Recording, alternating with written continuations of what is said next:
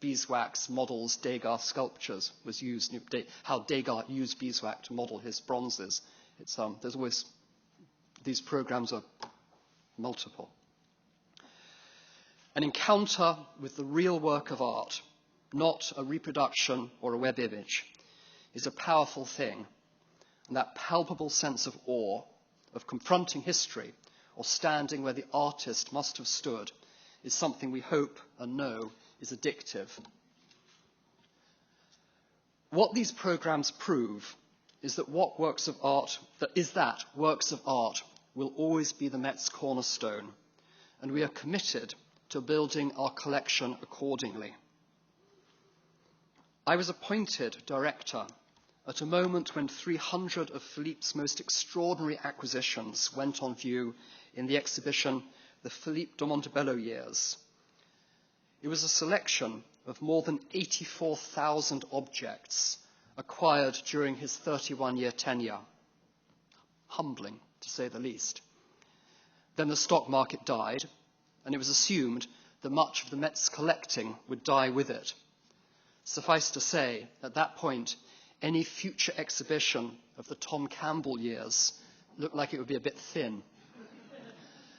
But in my first acquisitions committee meeting last January, in fact, we presented this exquisite early 16th century bronze by Riccio, the eccentric Paduan bronze caster and sculptor, one of only 40 known by him, the only one left in private hands,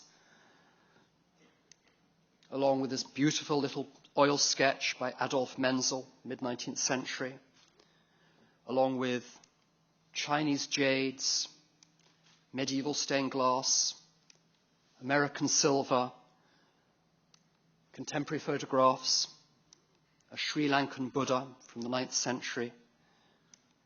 Just recently, a superb Angra drawing entered the collection. So, in fact, what we're finding is that perhaps because of the difficult economic times, some fabulous and important objects are coming on the market, and we do still have acquisition funds that are exclusively for acquisitions, cannot be used for operating funds. And judiciously and carefully, we will continue to build the collections. Equally important continue to be gifts to the museum. This fall, one of our trustees stepped forward to acquire this critical work by the 16th century Venetian artist Jacopo Bassano, with a view towards giving it to the museum.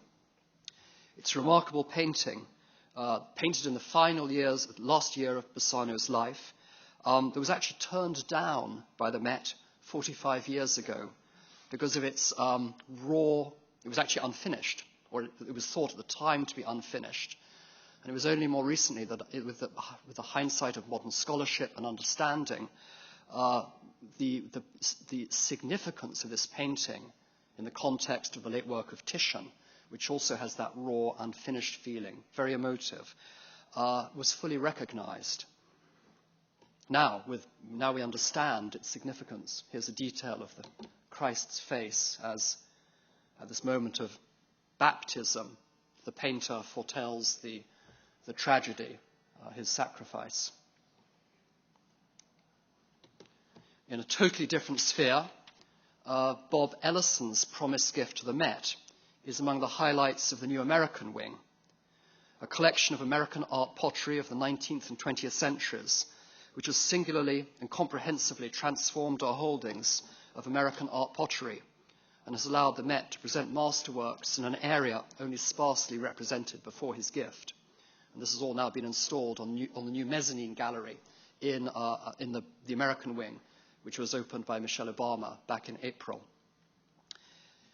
Indeed, the Met's tradition of strong and thoughtful acquisitions is alive and well, confirming that our dedication to collecting, while certainly not recession-proof, is an immutable part of our mission as a museum. Likewise, building within the museum is critical to our efforts to interpret the collection. The new Islamic galleries will open in fall 2011. Here we see the floor plan of a whole suite of new galleries that will present a much more chronological presentation of our collections of Islamic art. Here, the infrastructure going in that will support the famous Nur al-Din, the Damascus room, period room. You see all the catwalks. So that essentially the panels of the wall are hung like pictures, and that conservators have ready access to every component. Oh, this is the early 16th century. It's one of the pages from the famous Houghton manuscript, Persian manuscript, one of the most important Persian manuscripts in America, the Houghton Shahnameh. At the same time, in the northwest end of the building, the Islamic galleries in the southeast, in the northwest corner of the building, we're extending the slab, the floor slab, in our American paintings galleries, gaining about 30,000 square feet, so that we can now show for the first time our collection of American paintings in appropriate setting. So the whole collection will be on display. One of our most famous pieces, Madame X. Also coming up in terms of capital program, we're moving forward with a plan to renovate the Costume Institute within its current footprint. The recent merger of our costume holdings with those of the Brooklyn Museum represents an enormous opportunity for us to increase the study storage aspect of that collection for scholars and students in the field. Here we see a Worth gown of the 1890s, and here a sort of Hollywood screen siren costume of the 1930s, both from the Brooklyn collection, both of which will be featured in an exhibition we're planning for next spring, Fashioning the American Woman. Looking further on, I'd like to work someday on the Lila Aitchison Wallace wing, where the modern and contemporary art is hung, and to rethink the European paintings galleries. Now, obviously, this is not the time for projects of that scale, but this is the time to be thinking about them so that when we come out of the recession, we're fully prepared. Externally, we remain in a moment where the trend is towards the globalization of museums, particularly branch museums abroad, such as the Louvre and the Guggenheim in Abu Dhabi. Indeed, there is this perception I encounter that the Met has such an enormous collection in storage that we could potentially fill another or several more museums.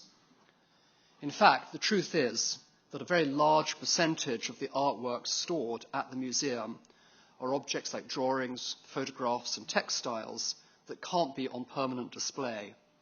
And we've worked very hard over the last 20 years to provide the study facilities that allow our visitors and scholars to access these collections too. Here we see a slide of the Antonio Ratti Textile Center, where the museum's textile holdings are stored and where we have study rooms where people can come in and see objects by appointment. Most of our masterpieces that can be displayed on a long-term basis are actually in our galleries.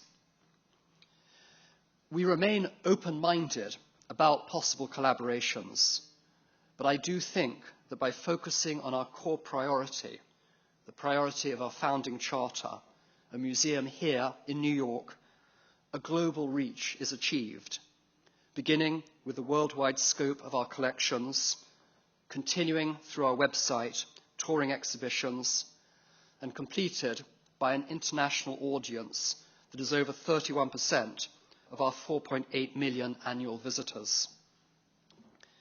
This outreach is only enhanced by the ongoing scholarly collaboration with peers and institutions around the world and the engagement of our antiquities curators in digs and excavations. Here we see one of our ongoing digs at Amorium in Turkey.